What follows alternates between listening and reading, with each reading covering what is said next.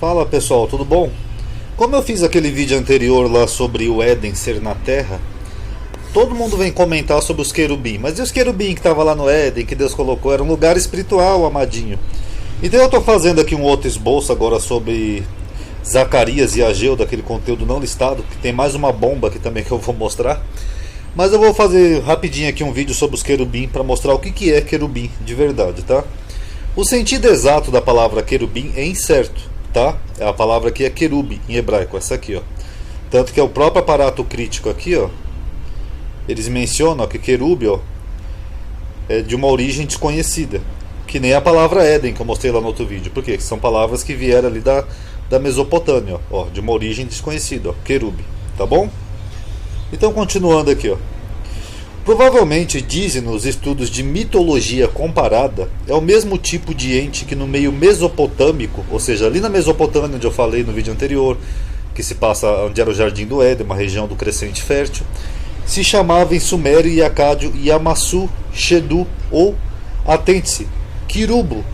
Então ali na crescente fértil eles tinham criaturas mitológicas que tinham esses nomes, Lamassu, Shedu e Kirubo. E esse Kiruba aqui, se vocês forem fazer uma pesquisa mais profunda, que eu não vou mostrar aqui nesse vídeo, ele está associado à cura.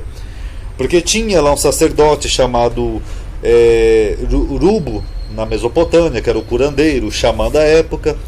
E aí as pessoas recorriam a ele para cura. E depois se juntava com o termo Kirubo, ou seja, aquele que cura, tal, em nome de uma divindade mitológica. Então aí a origem da palavra Kirubo, tá? Quem quiser saber mais sobre essa origem, pesquisa aí sobre a medicina na antiga Mesopotâmia. Vocês vão ver muitos artigos interessantes sobre isso. Então desse Kirubo, que era uma criatura mitológica, uma divindade que era associada à cura, as estranhas figuras esfíngicas, ou seja, esfinge, que nem a esfinge do Egito lá, que adornavam os palácios imperiais da Babilônia e da Síria, tudo daquela região da Mesopotâmia. Hoje em dia os mais famosos são certamente os do palácio do rei Sargão II, em Dur-Sharrukin, que abre a seção da Mesopotâmica. Aqui é uma imagem do Museu do Louvre, ó, do Palácio do Sargão.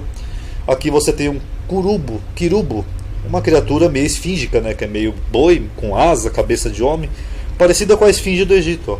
Então isso daqui provavelmente era um querube, tá bom? Era uma criatura mitológica, e ela era colocada na porta dos palácios, na porta dos templos, para guardar, proteger. Essa era a função dessa criatura mitológica, também associada à cura, né, que é a origem mais remota ainda da palavra, mas aí você teria que ir lá. Mas basicamente é isso, era uma criatura que tinha que guardar, ela guardava a porta dos palácios e dos templos, tá, nessas culturas e nessas religiões. Os híbridos, ou seja, as misturas mitológicas, são comuns na arte do Antigo Oriente Próximo. Um exemplo é esse Lamassu, ou Shedu da Babilônia, um espírito protetor com forma semelhante a uma esfinge, possuindo asa de águia, corpo de leão e cabeça de rei. Isso foi amplamente adotado na Fenícia. As asas, por causa da sua beleza artística, logo se tornaram a parte mais proeminente, né? E animais de vários típicos foram adornados com asas, o leão alado, o boi alado, etc. Consequentemente, asas foram concedidas também ao homem, formando assim a imagem estereotipada de um anjo. Ou seja, então o que começou aqui com figuras animalesca, né, animais alados aqui, ó, com asas, que nem você pode ver, depois acabou se tornando um homem com asa, um homem alado. É praticamente uma evolução do mito, tá bom? William F. Albright, argumentou que o leão alado com cabeça humana, que foi encontrado na Fenícia e Canaã no final da Idade do Bronze, é muito mais comum do que qualquer outra criatura alada. Tem na Babilônia, tem na Pérsia, Fenícia, tem um monte. Tanto que na sua identificação como querubim é certa, querubim. Ok, eu até peguei uma outra imagem aqui, ó, só para mostrar para vocês, ó. É parecida com essa aqui que está no Museu do Louvre. Isso aqui tem um monte em ruínas de templos antigos, fenícios, babilônicos aqui, ó, cabeça humana, asas, pés como de um leão ou de um boi. Isso é comum. Delitze conecta o nome Kirubo assírio, um nome do Shedu, que era uma daquelas divindades, e Karabo, que era grande, protetor, que também era um outro nome da mesma origem, tá ali Fenícia, babilônica. Classifica o Karabo babilônico como propício, ao invés de poderoso. Dorme conectou o nome hebraico, que é querubim, né, ao assírio Caribo, que é o diminutivo de Curibu, um termo usado para se referir a seres intercessores e estátuas de tais seres, que nem essa daqui, ó, que tem um monte, que implora aos deuses em nome da humanidade. Então esse outro teólogo aqui, pesquisador, o Dorme, ele já acha que eles não eram poderosos, acha que eles eram considerados intercessores, que podiam interceder entre o homem e os deuses da época, tá bom? A conexão etimológica popular com a palavra hebraica para jovem é devida a Abahu, do século III, tá? Ou seja, não é a mesma conexão moderna. Na outra extremidade do espectro filosófico está Maimônides, que tinha uma interpretação neo-aristotélica da Bíblia. Maimônides, do Guia dos Perplexos, ele escreve que para o homem sábio pode-se ver que a Bíblia e o Talmud chamam de anjos, são na verdade alusões a várias leis da natureza. Então o que Maimônides está dizendo no Guia dos Perplexos? Que aquilo que nós chamamos de anjo não é isso daqui, ó, não é um homem alado com asa, isso aqui é mitologia. O que Maimônides está dizendo é que eram basicamente manifestações da natureza. E que os hebreus adaptaram essas manifestações ou essas simbologias porque era o que o povo tinha na época e justamente para manter a crença deles, entendeu? Só que com uma resignificação. Tanto que o próprio Maimônides diz isso. Ó, eles são os princípios pelos quais o universo físico opera. Lembra que eu falei naquela live que Elohim é poderes? Então, são manifestações, são forças, são poderes da natureza, são forças, e não seres mitológicos. Pois todas as forças são anjos, ou seja, trabalham para Deus. Quão cegos, quão perniciosamente cegos são ingênuos?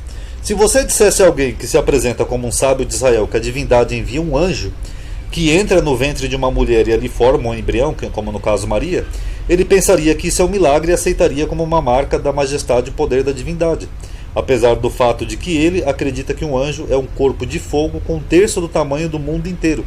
Ou seja, para ele um anjo, se você falasse aqui nesse exemplo hipotético para um sábio isso, ele ia achar um milagre, apesar de ele achar que um anjo é praticamente do tamanho de um sol.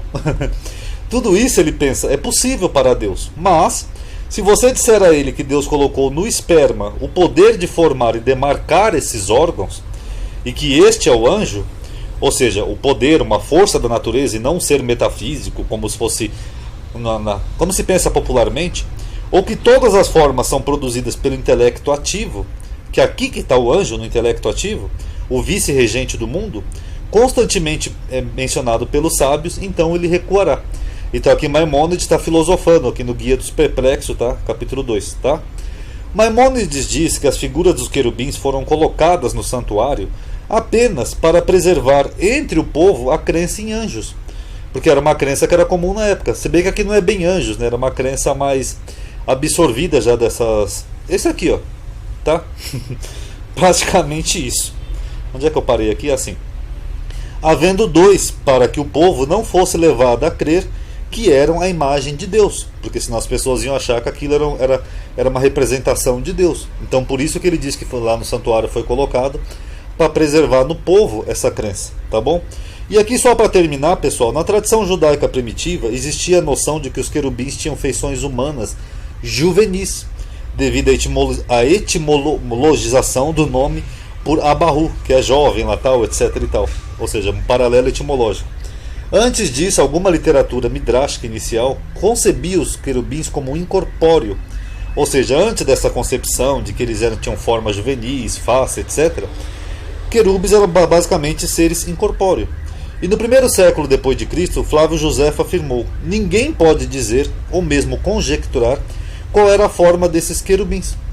Então, basicamente, querubim é isso, é uma cultura adaptada por vários motivos, mas que nem vocês veem que nem os sábios da antiguidade diziam que aqui era um ser antropomórfico, porque é só uma evolução disso daqui, ó. Eram curubos, criaturas mitológicas lá da Mesopotâmia, que depois foi evoluindo de seres alados, acabou virando um homem alado. Mas na verdade os hebreus mantiveram isso daqui porque era o que eles tinham na época, até para eles não acharem que era a imagem de Deus, aquele processo todo de monoteização, resignificação, que eu já falei várias vezes aqui no canal. Então quando você vê ali no Éden que Deus colocou 2 querubins para guardar a entrada do Éden, aquilo ali é que nem isso daqui, ó, eram esses seres que guardavam os palácios, os templos, ou seja, para guardar. Então ali o autor está adaptando uma crença que já era presente na época, a crença de seres mitológicos, mas dando uma resignificação, que nem Maimônides fala. Ali não eram seres antropomórficos, eram forças da natureza, basicamente forças, e não seres metafísicos ou antropomórficos. Mas mesmo assim, já é uma coisa que já vem adaptada e resignificada desses mitos sumerianos, tá bom? E quem quiser pesquisa aí a medicina na antiga Mesopotâmia, que vocês vão ver os sacerdotes que agiam em nome dos Kurubi e tal, Karubi, tudo isso daí, tá bom? Mas basicamente é isso daqui, ó. Tá bom? Isso é um querubim, tá? Por isso que lá no em Ezequiel, que nem eu falei, ele chama o rei Tiro de querubim ungido. Só um detalhe, ungido é o mesmo que o Ciro, rei da Pérsia, também é chamado de ungido por Isaías. Tu eras ungido, não sei o que, meu Machiarro, a mesma coisa, só que Ezequiel está usando uma linguagem que o rei Tiro entenderia. Ó, você era um querubim, era isso daqui, ó. Um ser alado, um ser divino, não sei o que, um poderoso, um intercessor, ungido por Deus. Basicamente isso, tá bom, pessoal? Paz a todos.